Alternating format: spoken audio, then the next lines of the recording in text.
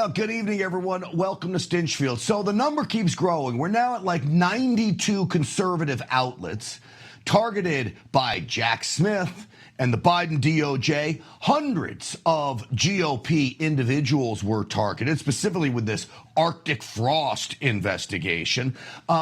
This was weaponization of the DOJ at the highest level. I actually believe it was treasonous because this was an attempted coup on the United States of America. It was a takeover job. And there are many that are describing this as worse than Watergate. Now, think about it. Of all those individuals, 8 of them were GOP senators that they subpoenaed phone records and other things to look and see what they were doing, all related to President Trump. Now we are learning at the heart of all of this. Who was the judge signing off on it all? It was Judge Boasberg. Remember Boasberg? This is the guy that wanted President Trump to turn around plane loads of illegal aliens that they were deporting. He was scolded by other federal judges for overreaching in his decisions to try to hold Trump accountable for this. In the end, Boasberg was Jack Smith's personal federal judge magic man. Wave a wand that turned out to be a pen, and subpoenas would get signed. Well, you know who's outraged by this? Senator Ted Cruz.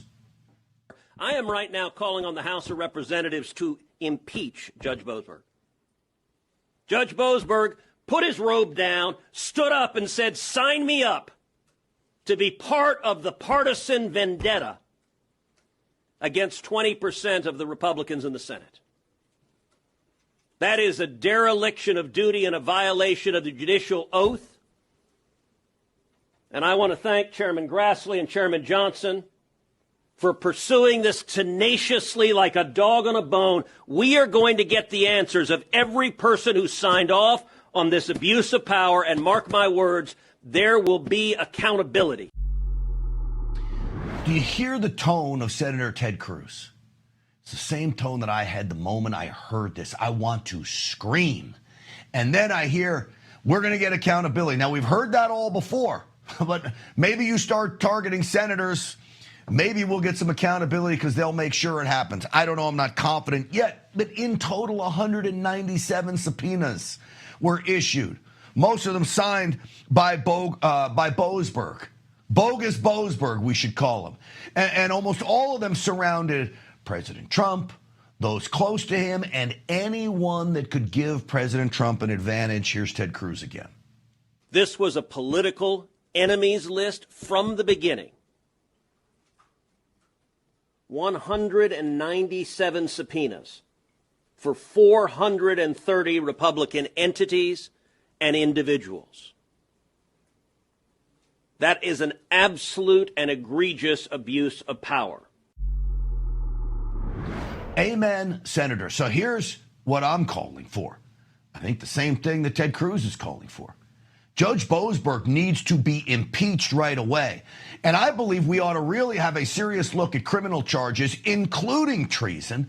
And I don't just throw around treason willy-nilly. That is a very serious crime.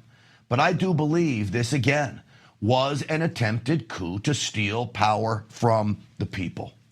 I want to bring in now political consultant, former advisor to President Trump, one of the men targeted over and over again once President Trump had burst onto the scene, host of the Stone Zone, Roger Stone, is back with us. Roger, it's great to have you back on. Grant, it's great to be with you. I obviously am not shocked that I am among those targeted on the Arctic frost list. When it was made public, or at least alleged, that Richard Nixon had an enemies list, the New York Times, the Washington Post, the Wall Street Journal, they all went crazy. Where is the outrage over this? This is weaponization writ large. There's no probable cause to investigate these people, but they were targeted, along with me, General Flynn, these members of the Senate, Republican and pro-faith and pro-life organizations, targeted because they disagree with our ideas, because we challenge their ideology. There are no crimes here. But Jack Smith was running an extra constitutional operation to spy on people, to entrap people, to charge people with minor or major crimes. This is the greatest single abuse of power certainly since Watergate. But it's really not surprising. The same people who used a phony dossier, the Steele dossier, and the fake claim that the Democrat National Committee had been the target of an online hack by Russian intelligence, both of which they knew was not true, who went to the FISA courts to get warrants to spy on Donald Trump and his campaign, and to use those same false claims to rationalize the appointment of Robert Mueller in the witch hunt. This is just a continuation of the same seditious conspiracy. It starts in 2017. It goes through 2 fake impeachments. It goes through the 2020 election. It goes through the January 6th hoax. And of course, it goes right into the so-called documents case in which they raided Mar-a-Lago. You know, Roger, I want to just expand on what you said, because I know you know this, that certainly it's because you and others disagreed. But it was more than that. It was that you had power to reach the MAGA masses. The others had power to do something about it. It was that power, that voice that they wanted silenced. And how do I know this? My buddy John Solomon had figured out the timeline of this. Roger, listen to John Solomon spell out the timeline, and then I'll get your reaction here.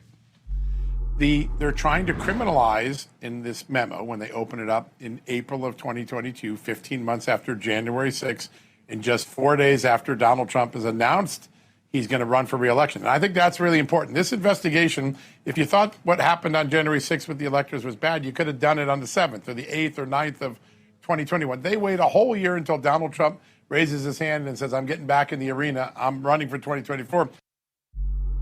4 days after his announcement, Roger.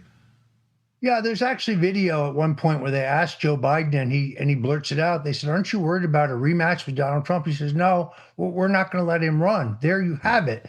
So they did this entire tsunami of lawfare against the president and his most connected supporters, those who, as you point out, could communicate on a mass base to millions of people, to silence him. Look, they tried to keep him off the ballot. They tried to impoverish him. They tried to bankrupt him. They tried to throw him in jail, and ultimately they tried to shoot and kill him. And he transcended all of that to pull off the greatest single comeback in American political history. And now they're really hysterical because he is making America great again, and he's going to right some of these wrongs. They insist at the New York Times, Trump is on a tour of revenge and retribution. No, Trump is on a tour of accountability and justice. If you broke the law, if you violated the constitutions in your mania to quote unquote get Trump, then you should be held responsible. It's not about revenge. It's not about political targeting. The people who weaponize the justice system are Joe Biden, Barack Obama, and the Democrats, not Donald Trump. Yeah. You know, this is just how biased they are. Arctic frost. People were trying to figure out what the name is. It turns out the name is from a tree that grows Mandarin-style oranges. And it was about the color. There it is. That's Arctic frost. And that's how biased they are. Orange man bad. Let's name a whole investigation after this. Roger, I guess my last question to you is this. You heard Ted Cruz say we want accountability. We've seen a couple of these guys be charged, like Comey, with lying to Congress. Will we get the accountability I would say the nation deserves, but Roger Stone, you of all people, the accountability that you deserve? Well, it remains to be seen. I mean, we have a Republican Justice Department. We have a Republican Attorney General, Deputy Attorney General. I mean, will people be held accountable? The president seems to favor that, but let's go to the big guys. Brennan, Clapper, Comey, Susan Rice, Joe Biden himself, Mueller, certainly, Rosenstein, Weissman, the people who orchestrated the largest single dirty trick in American political history, the largest single abuse of power, which morphs into Jack Smith's investigation, including Smith himself, who, by the way, doesn't have an auto pen pardon. Will they be held accountable? It remains to be seen, Grant. I don't know the answer, but I pray for their accountability. Yeah, I do too, Roger Stone, for everybody that was targeted here, and everybody really deserves this. The nation deserves it, because this is, as you said, one of the worst crimes, I think, committed on Americans. Roger Stone, I appreciate you coming on, as always. Go John Jay Indians. Thank you, my friend. Thanks, Grant. God bless you. All right, absolutely. You too. All right, so there are those inside the FBI beyond James Comey, I believe, that have to be held accountable. But I will say this. The FBI is doing some good work. There are good agents left inside the FBI. I've talked to Kash Patel personally about this. The question is rooting out the bad ones. But I'll tell you one thing. They did some great work in rooting out this terror plot. I don't know if you heard about this, but in Michigan, FBI agents arrested multiple suspects, 5 of them naturalized citizens, with ties to ISIS that were plotting a Halloween-style massive terror attack in the United States. The FBI broke it up. Thank God. President Trump responded to this. More details on the FBI thwarting that terrorist attack in Michigan that was set to happen over the weekend, Halloween weekend. The FBI. We're catching people before they ever start. Yep. Well, that's the goal, right? That's called going on offense. Now, I believe this is all part of what I am witnessing as a Muslim takeover of America. We know about Mamdani in New York, who's set to take over there. But when you look at Dearborn, Michigan as ground zero to all this, you can add Minneapolis, Minnesota, maybe a double ground zeros in this. This is what people in cities like those are hearing when they wake up, when they go to sleep, at all times of the day. We're in Dearborn. This is the call of prayer that goes off 5 times a day here in the United States. Would you like to hear this blasting through your neighborhood? How in the world is that possible? You would think there would be like noise ordinances. Well, the police chief in Dearborn, Michigan, was asked about that. Listen to this guy's response. So as it relates to the call to prayer, we've taken a number of readings over the last several years. We haven't had a violation of or anything in excess of the decibel reading since January of this year. And so the 2 or 3 violations that we have had in the last couple of years have been met with compliance as soon as we've talked to the religious institutions. It's no different than church bells that you might hear on Sunday. Shame, somebody yells church bells on Sunday. It's not Kabul, Afghanistan. It's Dearborn, Michigan. This should not be happening. Again, the Muslim takeover is real. I think of my home state, Texas, these epic city developments. They want to build an all-Muslim city. Well, someone who has been pushing back and raising the alarm about the Muslim takeover of America is Republican State Representative Steve Toth. He's a good friend of this program now. Representative Toth, it's great to have you on.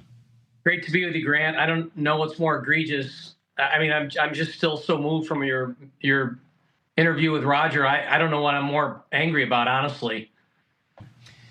Well, it makes you want to scream, as I said earlier, all of these things. I mean, we're moving in the right direction with President Trump and all these things. But look, this idea of a Muslim takeover, people say, oh, Stinchfield, you're so sensationalistic about this. Just calm down. I'm not calming down on this. Should I, Steve? No, you should not. Islam is not consistent. Islam is not coherent. Islam does not work with a constitutional, democratic constitutional republic. There's nothing about Islam. There's nothing about Sharia law that works, that we can live with. It's not consistent. And if you're going to be if you're going to practice Islam in America, you have to practice Sharia. We can't have Sharia law in the United States. We do not want our daughters to be treated that way. We do not want children to be treated that way. No, All right. Not happening. So you have introduced a law in Texas to outlaw Sharia law. First, I don't understand how another law could be put in place in America where we have our own set of laws. It's a shame you even have to file legislation like that. But explain to me what's going on and why it's needed. So in the 82nd legislative session, this is going back to 2011, legislation was passed in Oklahoma and in Texas called just that banned Sharia law in Texas. The problem is the First Amendment and the Establishment Clause, you can't create law against a religion, right? And so in the 83rd session, 2013, we did American law, American courts, and it was killed because the guy that carried it wanted to cozy up to the Democrats, and they just killed it. They killed it. It got passed in 15, and it's basically American law, American courts. The problem, though, Grant, is it's not being followed.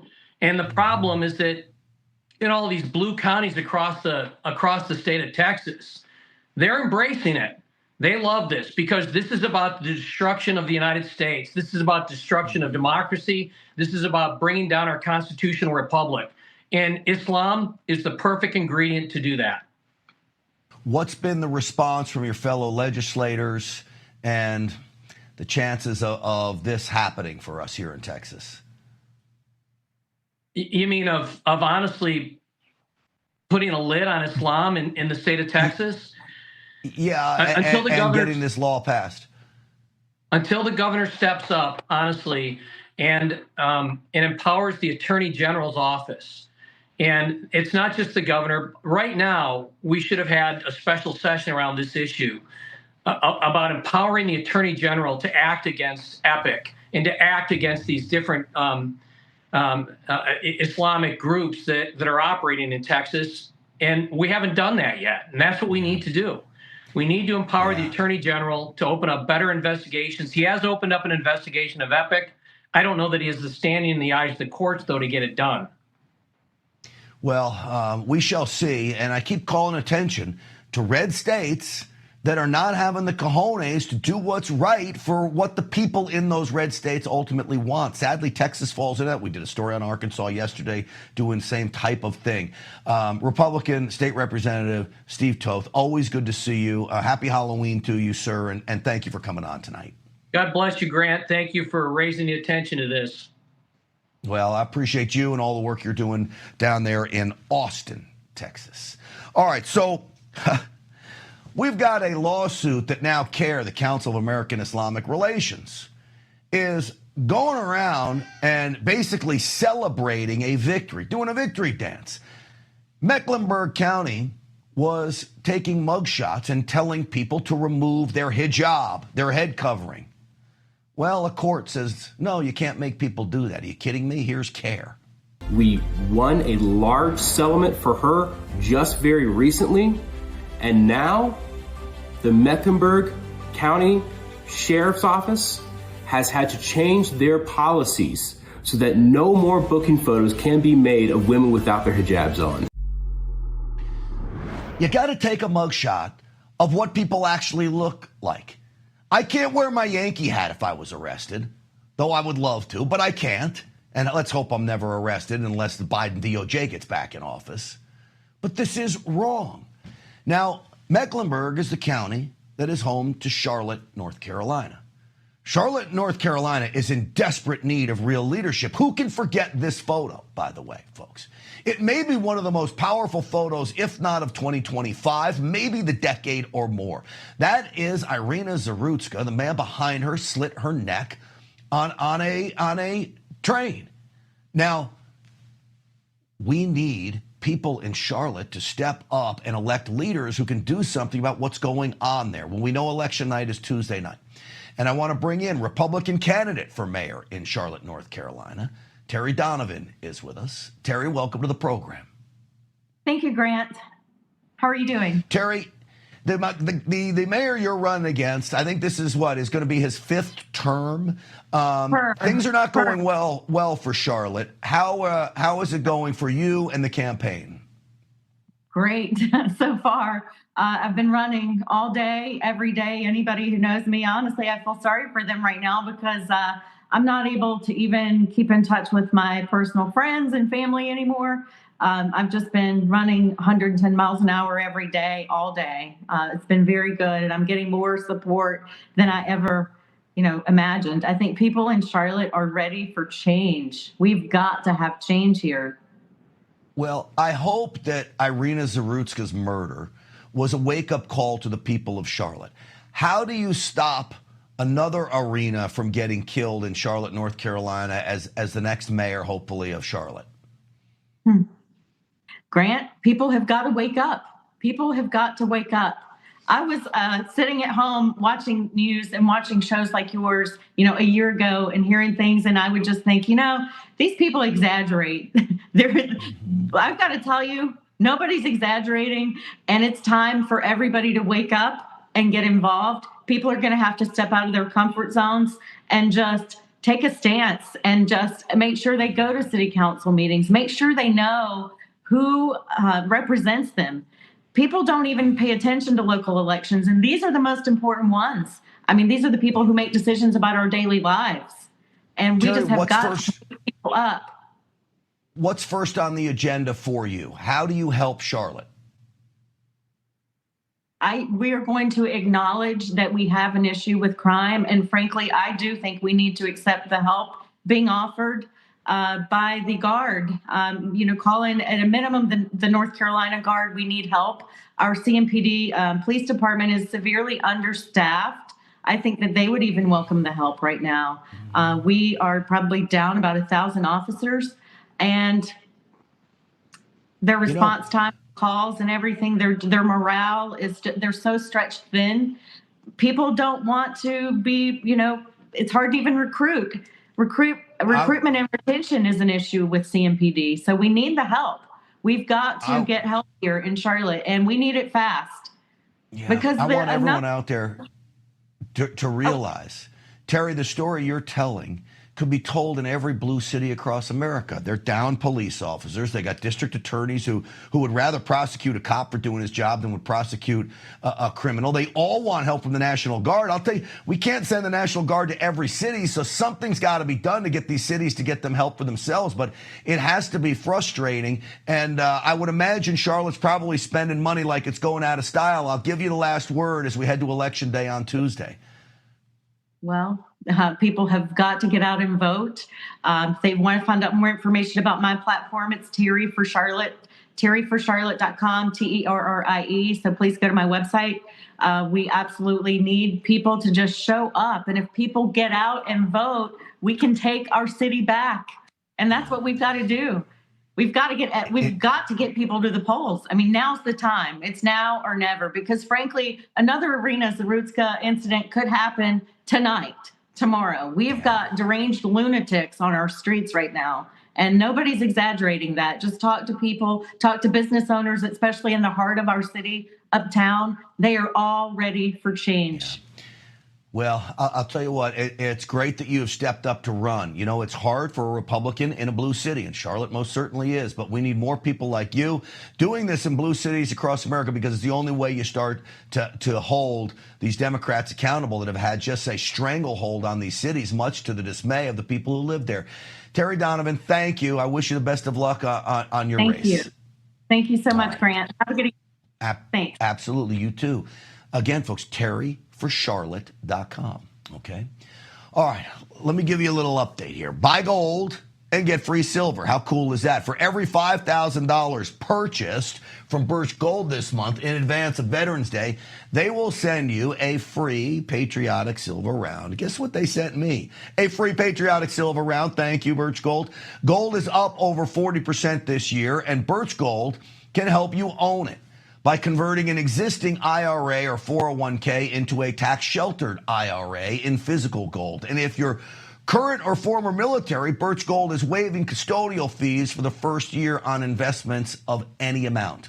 To get started, text America to the number 989898 to claim your eligibility for free silver with a qualifying purchase and a free info kit. Again, text America to the number 989898. Do it today. You get one of these. That's pretty cool. Don't let your savings disappear. See that? Pretty good trick, huh? Take it back out. That's what I do to 4-year-olds, by the way. All right, folks. Bombshell texts reveal that firefighters were told to stand down in L.A. Why did they wait a year to tell us? It's next.